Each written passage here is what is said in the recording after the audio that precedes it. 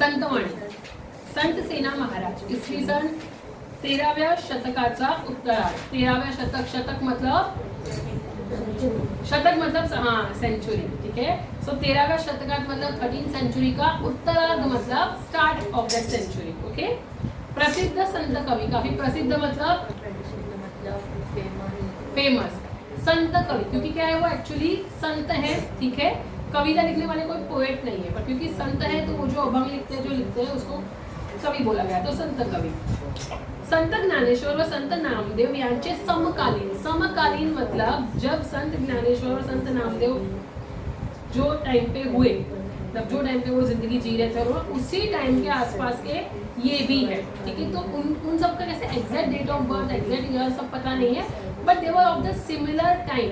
समझ में आया, ठीक है. सिमिलर सेम टाइम पे ये भी हुए हैं, ठीक है. संत सेना महाराज पंढरीचे वारकरी होते. अभी पंढरीचे वारकरी मतलब क्या हुआ महाराष्ट्र, बोलो. पंढरीचे वारकरी मतलब जो विठ्ठल के भक्त होते हैं, जो पंढरपुर जाना चाहते हैं, मतलब भजन वगैरह करके वो चलते चलते वो पंढरपुर में जाते हैं विठ्ठल का दर्शन लेने को. और उसमें सब संत भी होते हैं, वो भजन वगैरह करके उधर तक जाते हैं.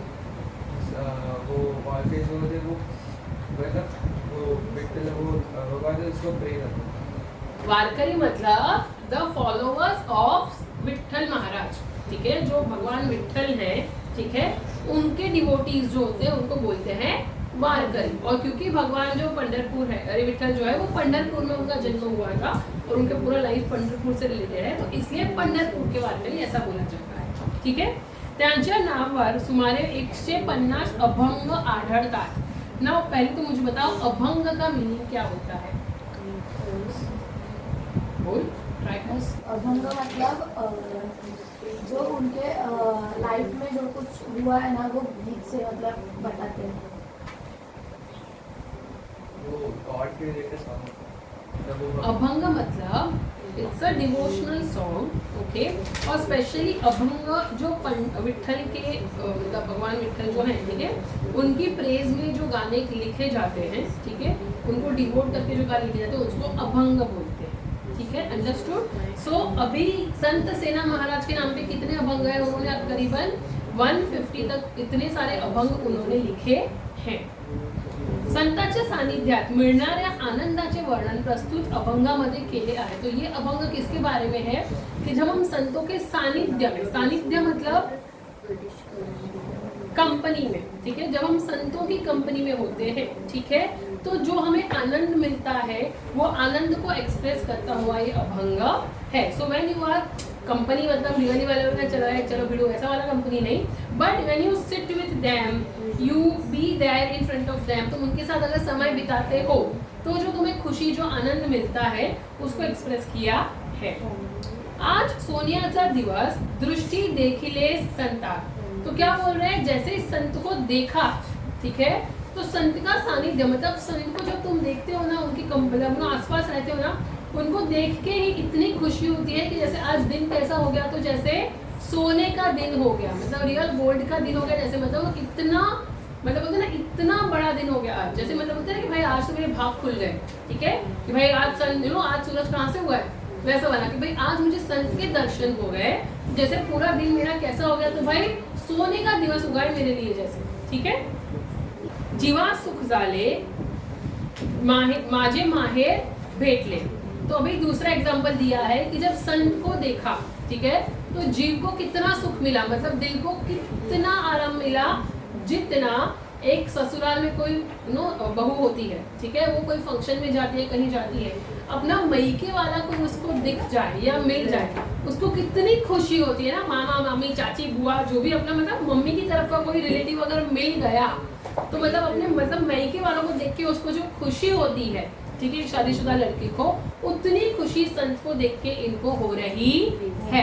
अंडरस्टूड, ठीक है. वो खुशी तुम तो नहीं समझ पाओगे क्योंकि none of you are girls, ठीक है, मुझे सारे के सारे बॉयज ही मिले हैं, but I hope you can understand the feeling. अगर तुमने अपनी मम्मी को देखा होगा, ठीक है, पापा मम्मी अगर कभी ताने मारते होंगे पापा मम्मी को कि हाँ बस तुला तर मायाची दिसले की झालं, म्हणजे ऐसा कभी कुछ ताना मारा होगा तो तुम समझ सकते हो कि भाई मायके वाले कोई दिख जाते हैं, मिल जाते हैं तो कितनी खुशी मिलती है। उतनी खुशी उसको संत को देख के मिलती है, ठीक है।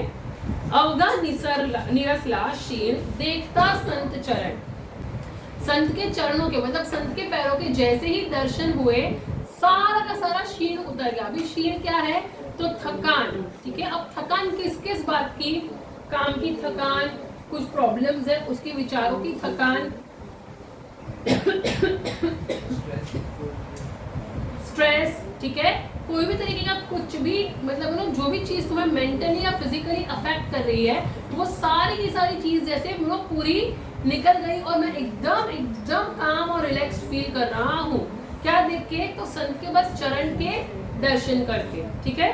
तो ये तीनों एग्जांपल में क्या बताया कि भाई संत को देख के उन्हें कितना आनंद, क्या फीलिंग आ रही है, क्या इमोशंस आ रहे हैं वो जताया है। कुछ और चल रहा है कम ये। आजी दिवाळी दसरा सेना म्हणे आले घरा। तो जैसे ही संत मेरे घर में आए उसी दिन मेरे लिए क्या हो गया, तो वही दिन मेरे लिए क्या हो गया, दिवाली या दसरा। मतलब दिवाली दसरा क्या है तो it's a sun, it's a festival.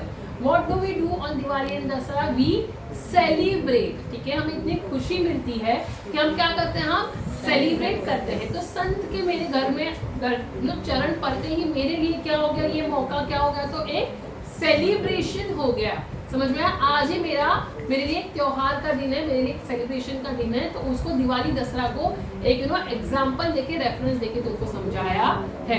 अच्छा अब इसको क्या बोल सकते हैं, ये जो एग्जांपल दिया है कि आज ही दिवाली दसरा, मतलब एक्चुअल में आज दिवाली दसरा है नहीं, पर वो बोलना क्या चाह रहे हैं कि आज मेरे लिए इतना खुशी का, इतना त्योहार का दिन हो गया। So this you can call as simile. Figure of speech कौन सा, सिमिली, ठीक है। कि भाई वो एक्सप्रेस करना चाह रहे हैं कि आज का दिन ऐसा जैसे त्योहार का, बट उन्होंने त्योहार के जगह बोला आज ही दिवाली दसरा। बोल क्या दिया, आज ही दिवाली दसरा है, रियल में आज दिवाली दसरा नहीं।